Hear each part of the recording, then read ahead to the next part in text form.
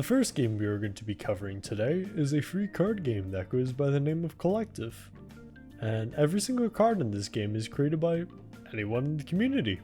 Since the cards in it are created by literally anyone in the community, the quality of the artwork and the balance of the card can change from card to card. Some of these cards are broken as hell while looking professionally done. Others are drawn with MS Paint and have tactical advantage of diarrhea on the first date. That being said, has a certain charm about it. One of the modes, the arena mode, has multiple bosses and cards all made by separate people.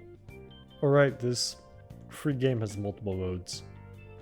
There's a PvP mode, a single player arena mode, a single player campaign that establishes how to play the game, an incursion mode where you fight custom player made decks, and a deck builder mode where you choose what cards to add to your deck as you fight against increasingly difficult decks across the campaign map.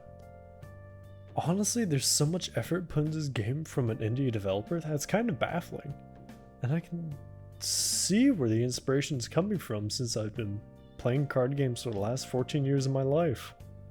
If I was a games journalist, I would say that this is a blend of Hearthstone and Magic the Gathering.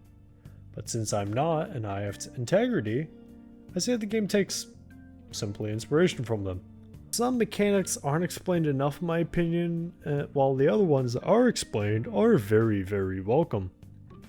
Some of those mechanics implemented are a level up system that makes each hero unique, granting different abilities on each level up, a chance for the player to counter any card that their opponent has played, the ability to choose a card to add to your deck whenever your character levels up, and a number of cards unique to each class, admittedly it doesn't tell you which ones are and aren't, that prevents each possible deck from becoming the same damn thing.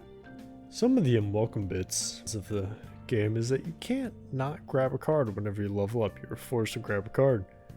There's too many different keywords and creature types, like how there's a Byzantine creature type even though they're just people. And the fact that you can't view your entire hand graveyard whenever you use the ability of a card that deals with it. You have to slowly flick through it. All these petty gripes aside, however, this game is honestly quite fun and quite captivating. If I would have to choose a favorite card, I would probably have to go with Balkenstein's Chicken. It is 0 cost. It can be used as a defender, and each time it dies, it gets +1/+3 and it's put it back into your deck.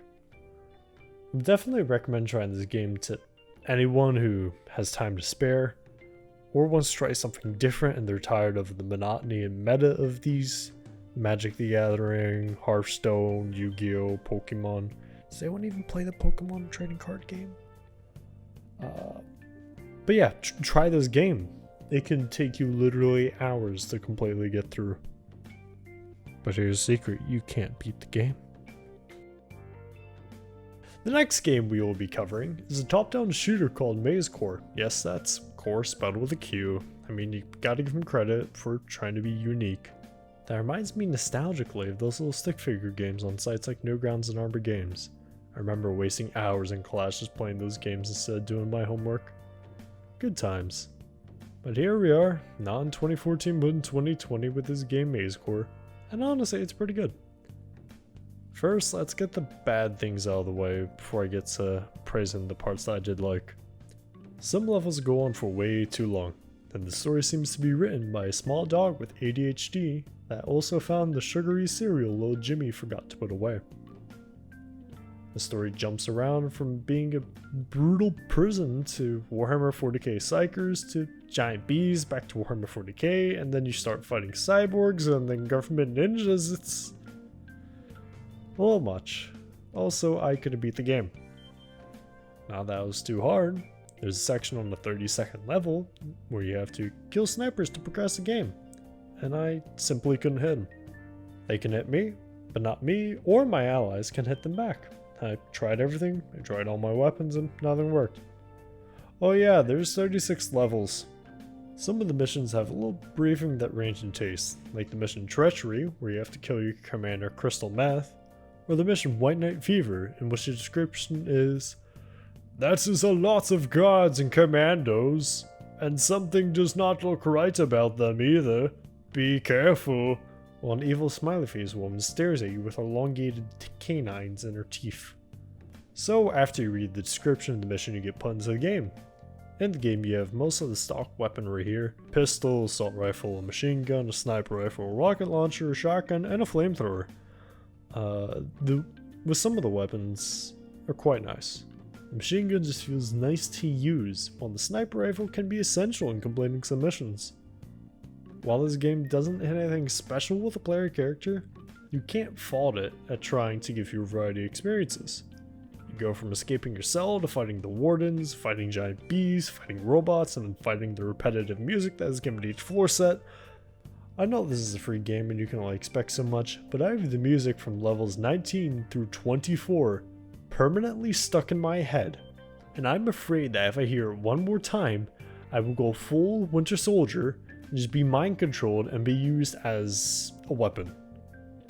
It took me 3 hours in normal difficulty to get through 88% of the game, so if you're looking to occupy your afternoon, then I have the game for you. Now, sifting out the other games I was supposed to be covering before I got distracted by muscly yelling men the sequel.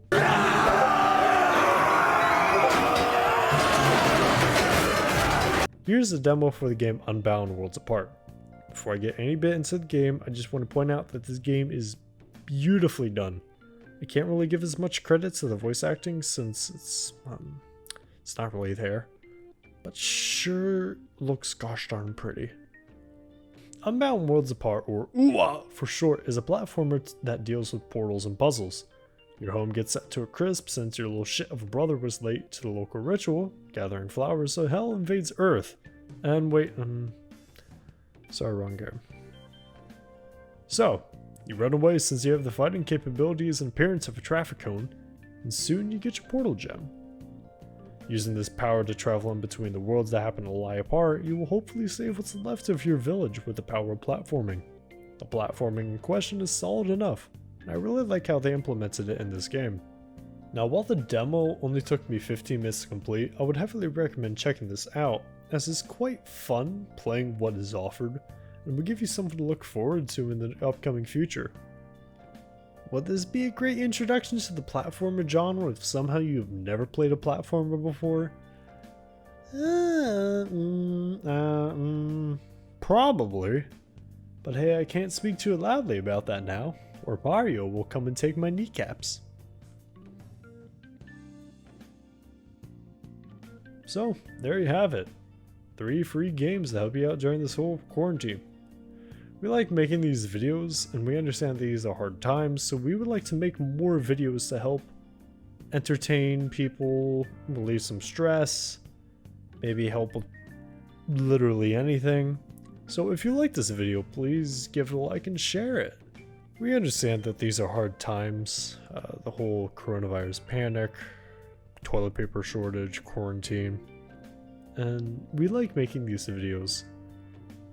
So we're going to try making them more, so hopefully you guys can be entertained a little bit more. Also, you guys have most likely more free time to spare, and instead of using that to beat up the baby, maybe you can, click on another video. Ooh, maybe it'll be right there in the bottom right corner. Who knows? I'll know.